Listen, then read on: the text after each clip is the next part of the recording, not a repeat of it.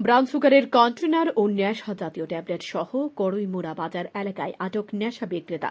ঘটনা বুধবার দুপুর 2:30 উদ্ধার নেশা জাতীয় সমস্ত সামগ্রী আগুনে পুড়ে ছারখার করে দেয় এলাকাবাসী।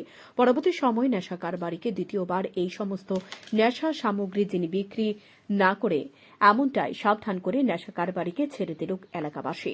জানা যায় বিশালগড় মহকুমার প্রতিনিয়ত বিভিন্ন নেশা জাতীয় সামগ্রী সেবন করে নেশায় আসক্ত হয়ে পড়ছেন বর্তমান সমাজের যুবকরা।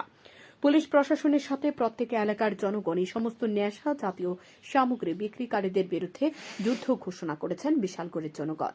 প্রতিনিয়ত এই সমস্ত নেশা সামগ্রী বিক্রেতাদের চিহ্নিত করে পুলিশের হাতে তুলে দিচ্ছে জনগণ। ঠিক তেমনি বুধবার দুপুরেও বিশালগড় করইমুড়া বাজার এলাকায় 7টি ব্রাউন সুগার কন্টেনার সহ এক প্যাকেট নেশা জাতীয় ট্যাবলেট সহ এক নেশা কারবারিকে আটক করে এলাকাবাসী। পরবর্তী সময় উদ্ধার সমস্ত নেশা জাতীয় সামগ্রী আগুন দিয়ে পুড়িয়ে দেয় এলাকাবাসী।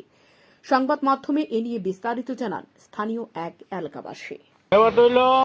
আমরা এই গ্রাম অঞ্চলে অনেক টিফলাবান আছে, গরিব বংশের, সারাদিন কাজকর্ম করে যায় ভাই না ভাই এই নেশার ট্যাবলেট বিভিন্ন ধরনের ইঞ্জেকশন লইয়া বাড়ি ঘরে চাল ভাত খাওয়া খাদ্য সব টোটালি বদ্ধ এরা নিতে পারে না।